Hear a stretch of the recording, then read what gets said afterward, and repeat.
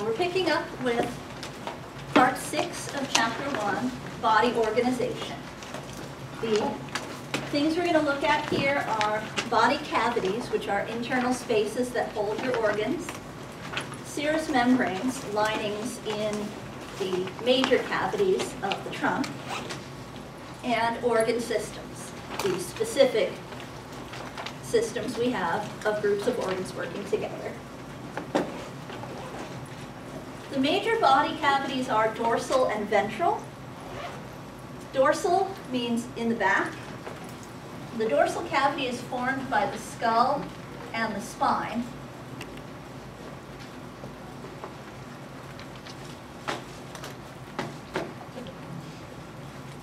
So it includes the cranial cavity, which contains the brain, and the spinal or vertebral cavity that contains the spinal cord. So the central nervous system, the one that controls a lot of things, is in the dorsal cavity. Then the ventral cavity, ventral means belly,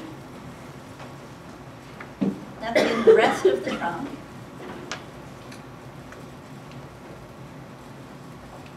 Vertically, it's divided into two major parts. Thoracic in the chest and abdominopelvic.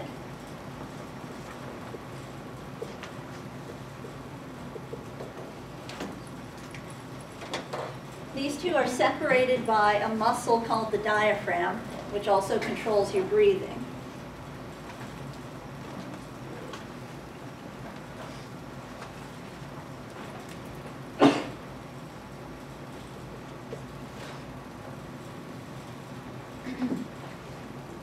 Abdominal and pelvic can be considered separately.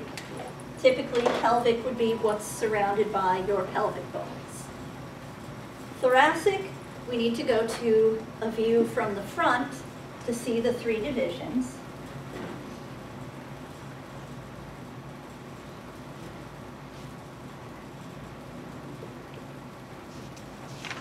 We have the left and right pleural cavities.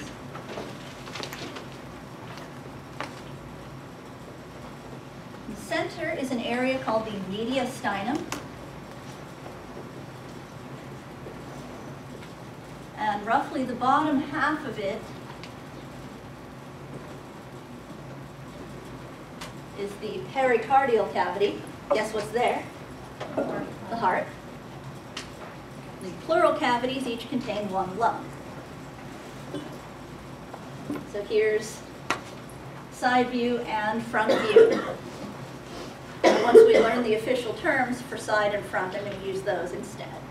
So we've got thoracic in red, abdominopelvic in blue, with some greener shading for pelvic, gray for vertebral, orange for cranial. And then from the front, we can see a little different view of abdominal and pelvic. Here's pericardial, pleural, and the rest of the mediastinum. So even though your cranial cavity is pretty much centered, it's considered part of the dorsal cavity because it's connected to the spinal cavity, which is definitely in the back. Questions on the cavities?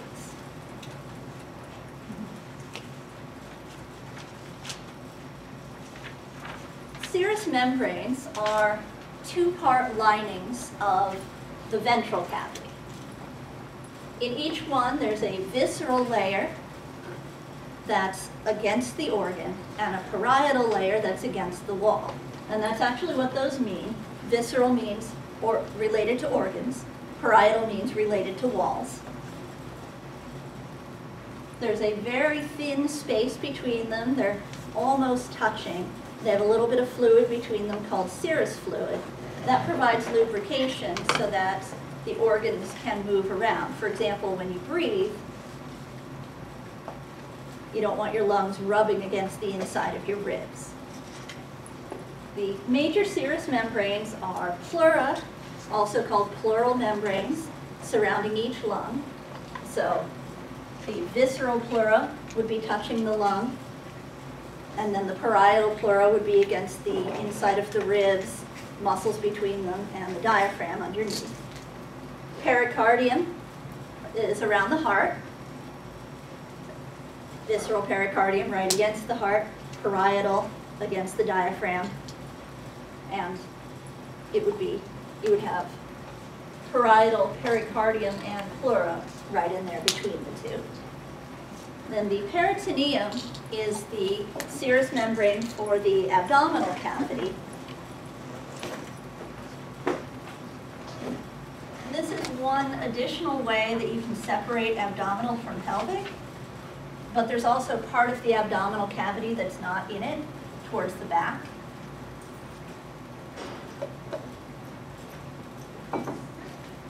From the front, it would look like the peritoneum just covers the whole abdominal cavity.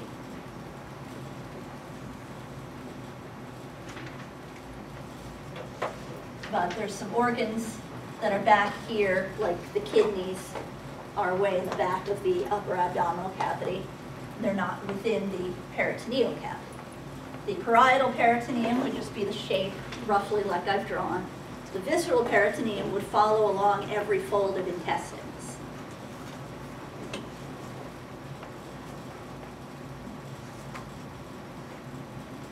Questions on serous membranes?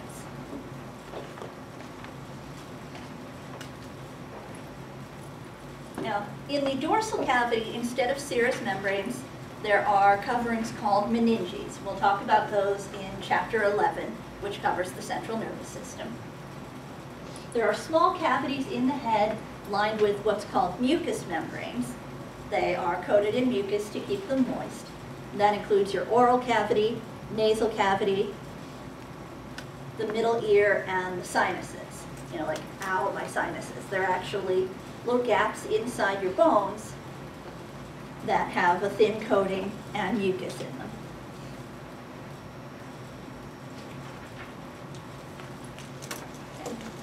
Organ systems. We have 11 organ systems.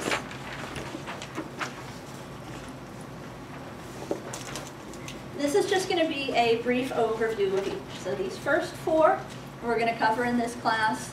They each have a chapter of their own. Actually, nervous has 3 chapters. Skeletal has 2 because the joints are in a separate chapter. So, integumentary. The major organ is the skin. Its major function is protection. It's your outer coating. Anything that wants to get inside you has to get through it. Now, for each of these, there's going to be more detailed functions, but we're just giving a brief summary at this point. Your skeletal system, the bones are the organs. That's probably not something you would have thought of, a bone as an organ, because your organs are soft, right? But bones are organs as well. They're made up of tissues. They have a specific structure and function. The skeletal system is also for protection, like covering soft organs, and support. It holds you up. Muscular system, each muscle is an organ. Its main function is movement. As we saw looking at homeostasis, it also creates heat. Nervous system, your brain, spinal cord are the major organs. It also includes nerves and sense organs like your eyes. Its job is communication and control. So carrying messages around your body, both picking up information and sending it out to tell your organs what to do. Questions on any of these 4?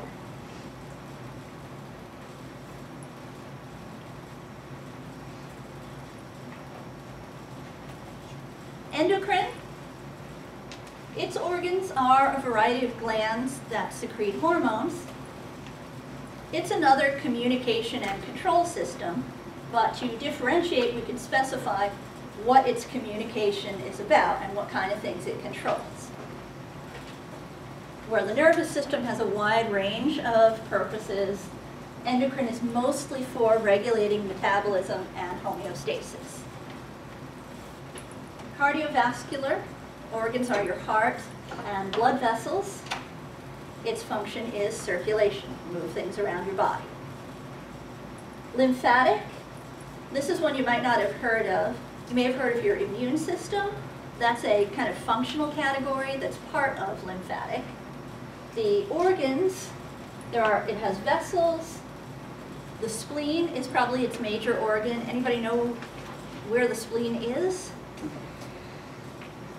It's kind of over here, just under your ribs. Probably nobody has any idea what it's for. Basically, it kind of filters out your blood, looking for anything in it that could make you sick. So, major function of the lymphatic system is protecting you from infection. With those vessels, it also does some circulation to pick up extra fluid from your tissues and bring it back into the cardiovascular system.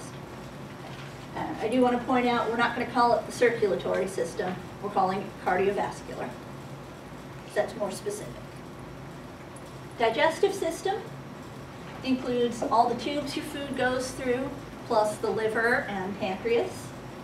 And its job is to digest and absorb food and to eliminate the wastes from the food.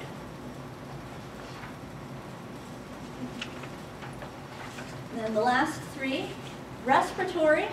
The organs are your lungs and airways, tubes that the air passes through.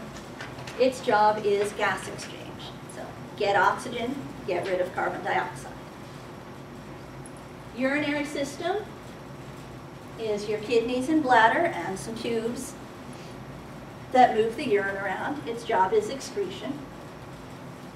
And then reproductive, there's a bunch of little organs here, glands and tubes and things. Major ones are the ovaries and testes, uterus and penis, and then a bunch of glands and tubes. And we're not going to worry about the names of anything else. Obviously, its main function is reproduction. Some species, including humans, also have social and psychological functions. A lot of people have used sex as stress relief, and the Puritans, who we think of as being really uptight, actually believed it was an important part of a marriage that the couple have sex. Now, I'm going to move this camera to face the other board. We're going to do one little exercise, tying in the organ systems with our characteristics of life. So let's get those back up. What were the characteristics? Grow. Reproduce, grow, excrete. I'll just put them wherever. Respire.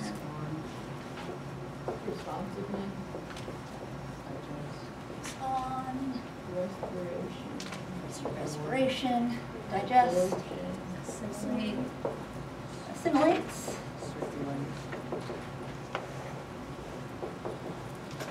Circulate. And I think I heard absorb. Got excrete over here.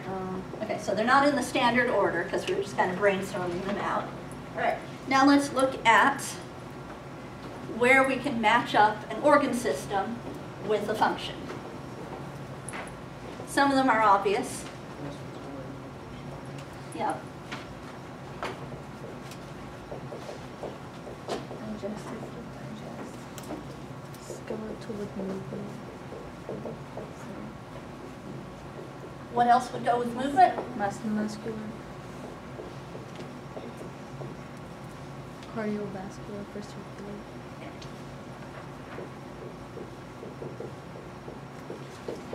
Urinary, Reproduction. excrete. We have urinary. Anything else? Reproduction. Is it reproduce? Was somebody saying something about excrete? What are these? Not Digestive? exactly. Yep, digestive. lymphatic moves some wastes around, but it can't actually get them out of the body. We can put lymphatic over here under circulation as well. Would absorb the digestion. Yep.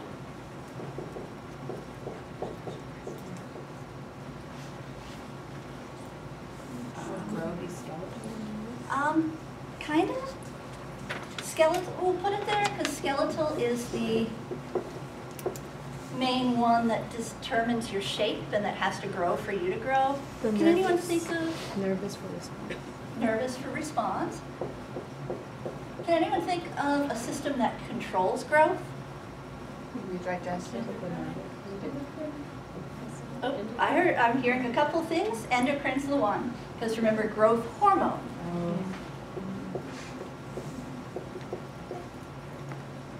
We can also put endocrine under respond because it controls things in homeostasis, so it will be responding to a stimulus.